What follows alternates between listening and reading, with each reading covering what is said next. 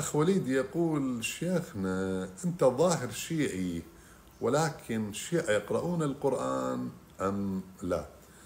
أولا حياك الله عزيزي وأهلا ومرحبا بك. ثانيا يعني أخي الكريم، ما أدري يعني هل أنت مؤدلج على طريقة معينة بحيث فهموك أن الشيعة ما يقرؤون القرآن أم لا؟ يعني بساطة معلومات عندك. يا أخي الكريم، احنا منهجنا في الحياة القرآن الكريم وقول رسول الله صلى الله عليه وآله وسلم: إني مخلف فيكم الثقلين كتاب الله وعترتي. طبعا وسنتي ضعيف، الحديث الصحيح المعتبر اللي جاي من أكثر من 18 طريق هو كتاب الله وعترتي.